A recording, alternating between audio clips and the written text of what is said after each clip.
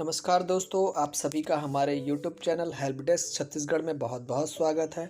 मैं आज आप लोगों के सामने छत्तीसगढ़ माध्यमिक शिक्षा मंडल रायपुर सत्र 2020-21 कक्षा 10वीं विषय हिंदी असाइनमेंट तृतीय माह नवंबर के प्रश्नों के उत्तर लेकर उपस्थित हुआ हूँ। यह वीडियो बनाने का मुख्य उद्देश्य हमारा उन बच्चों के लिए है जो बच्चे किसी तरह से ऑनलाइन क्लासेस या अपने टीचरों से संपर्क में नहीं आ पा रहे हैं। वे बच्चों के लिए यह वीडियो बनाया गया है ताकि वे इन वीडियो के माध्यम से अपने प्रश्नों के उत्तर को समझ सकें, पढ़ सकें और असाइनमेंट के प्रश्नों के उत्तर अच्छे से दे सकें। इस वीडियो को बनाने का किसी भी तरह से कोई उद्देश्य व्यावसायिक नहीं है। तो चलिए बच्चों, प्रारंभ करते हैं कक्षा 10वीं विषय हिंदी के असाइनमेंट नवंबर माह के असाइनमेंट के प्रश्नों के उत्तर। तो पहला प्रश्न है, सूनापन दूर करने के लिए कवि सतीश जायसवाल कौन कौन से उपाय करते हैं। इस प्रश्न का उत्तर है, सूनापन दूर करने के लिए कवि सतीश जायसवाल अपने घर की चौखट पर धान की बालियां लटकाकर चिड़ियों को आमंत्रित करते हैं। फिर घर के भीतर की दीवारों पर आईना लगाते हैं ताकि चिड़ियों की चहल पहल से उनके घर का सूनापन दूर हो सके। इस प्रकार हमें यह पता चलता है कि चिड़ियों के माध्यम से कवि सतीश जायसवाल अपने घर के सूनेपन को दूर करते हैं। बच्चों, यहाँ पे सूनेपन की जगह पे सूनेपल लिखा गया है, इसे आप लोग सुधार लेंगे।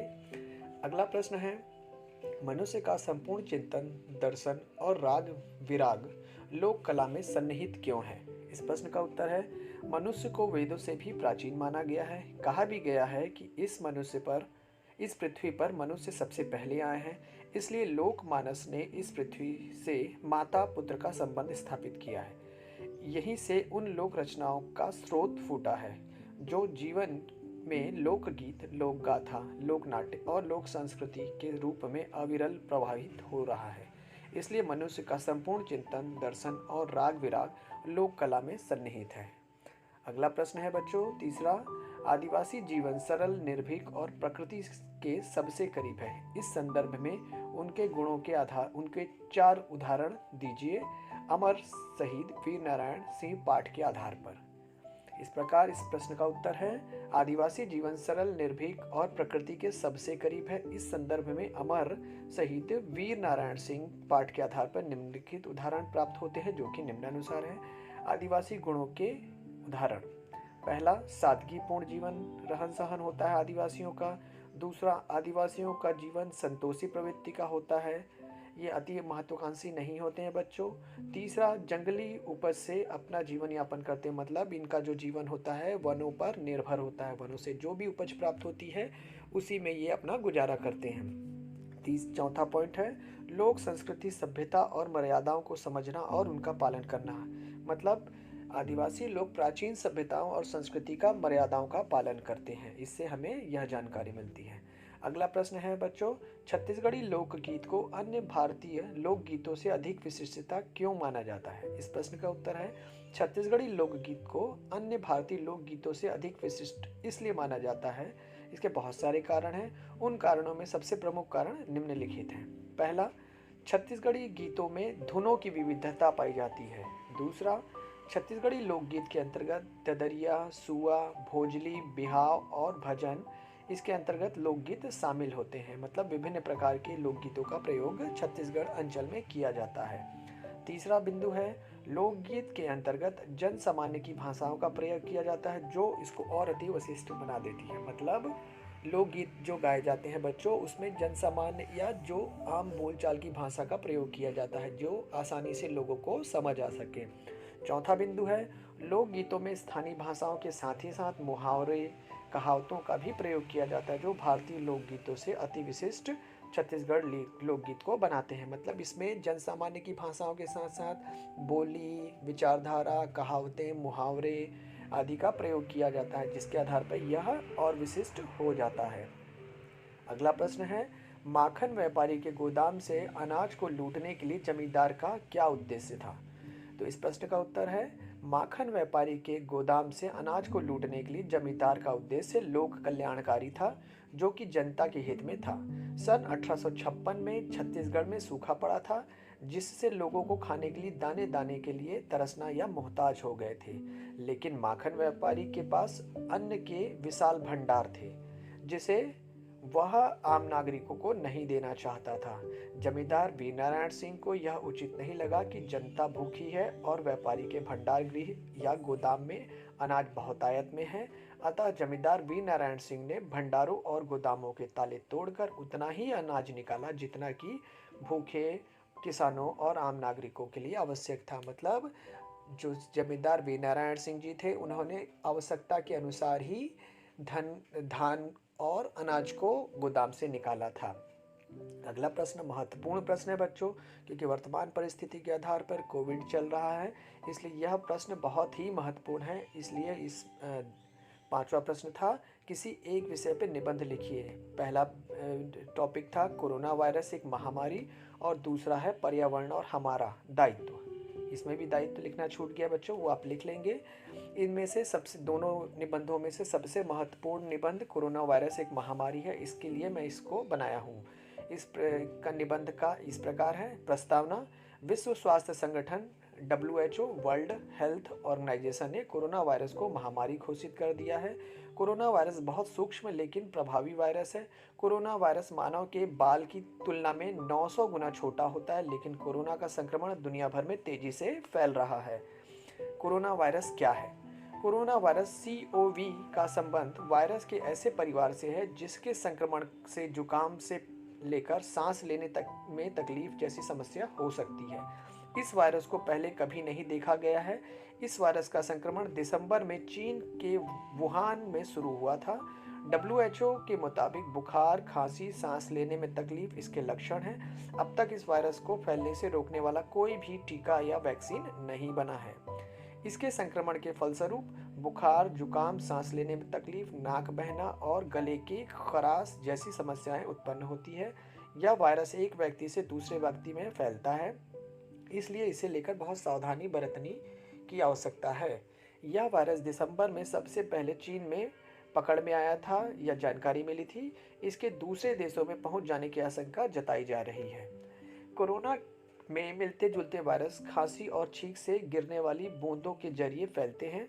कोरोना वायरस अब चीन में उतनी तीव्र गति से नहीं फैल रहा है जितना दुनिया के अन्य देशों में फैल रहा है। कोविड-19 नाम का यह वायरस अब तक 70 से ज़्यादा देशों में फैल चुका है। कोरोना के संक्रमण से बढ़ते खतरे को देखते हुए सावधानी बरतने की आवश्यकता है ताकि इसे फैलने से रोका जा सके। क्या है इस बीमारी कोरोना के लक्षण? तो कोविड-19 कोरोना वायरस में पहले बुखार होता है, इसके बाद सूखी खांसी होती है और फिर एक हफ्ते बाद सांस लेने में परेशानी होने लगती है। इन लक्षणों का हमेशा मतलब यह नहीं है कि आपको कोरोना वायरस का संक्रमण है। कोरोना वायरस के गंभीर मामलों में निमोनिया, सांस लेने में बहुत ज़्यादा परेशानी, किडनी फेल होना या यहाँ तक मौत भी हो सकती है। बुजुर्गों या जिन लोगों को पहले से अस्थमा, मधुमेह या हार्ट की बीमारी है, उनके मामले में खतरा गंभीर हो सकता है। जुकाम और फ्लू में वायरसों में इसी तरह के लक्षण पाए जाते हैं। कोरोना वायरस का संक्रमण हो जाए तब हमें क्या करना चाहिए? तो इस समय कोरोना वायरस का कोई इलाज नहीं है, इसलिए बीमारी के लक्षण कम होने वाली दवाई दी जाती है। जब तक आप ठीक ना हो जाएं, तब तक आप दूसरों के से अलग रहें, मतलब अन्य लोगों के संपर्क में न आए।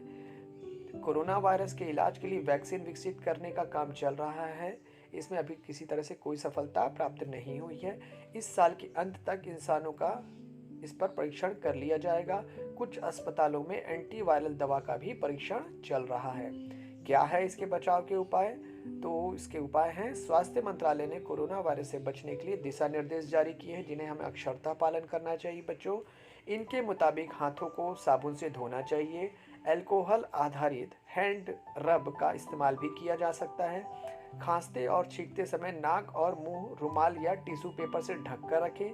जिन व्यक्तियों में कोल्ड और फ्लू के लक्षण हो उनसे दूरियां बना के रखें। अंडों और मांस का सेवन न करें। जंगली जानवरों के संपर्क में आने से बचें। और उपाय है बच्चों, मास्क पहनने का तरीका। मास्क पर सामने से हाथ नहीं लगाना चाहिए। अगर हाथ लग जाए तो तुरंत हाथ धोना चाहिए। मास्क को ऐसे पहनना चाहिए कि आपकी नाक, मुंह और दाढ़ी का हिस्सा इसमें ढका रहे। मास्क उतारते वक्त भी मास्क को की इलास्टिक या फीता पकड़कर निकालना चाहिए। मास्क नहीं छूना चाहिए। हर रोज मास्क बदल दिया जाना चाहिए। कोरोना का खतरा कैसे कम करें? इसके उपाय। कोरोना से मिलते जुलते वायरस खांसी और छींक से गिरने वाली बूंदों के जरिए फैलते हैं।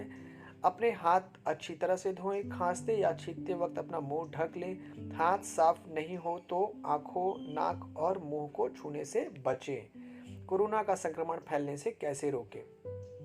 सार्वजनिक वाहन जैसे बस, ट्रेन, ऑटो या टैक्सी से यात्रा न करें। घर में मेहमान न बुलाएं या किसी के घर मेहमान बनकर भी न जाएं। घर का सामान किसी और से न मंगवाएं। ऑफिस, स्कूल या सार्वजनिक जगहों पे बिना आवश्यकता न जाएं। अगर आप और भी लोगों के साथ रह रहे हैं तो ज़्यादा सतर्कता बरतें। अलग कमरे में रहें और साझा रसोई या बाथरूम को लगातार साफ करते रहें। 14 दिनों तक ऐसा करते रहें ताकि संक्रमण का खतरा कम हो जाए।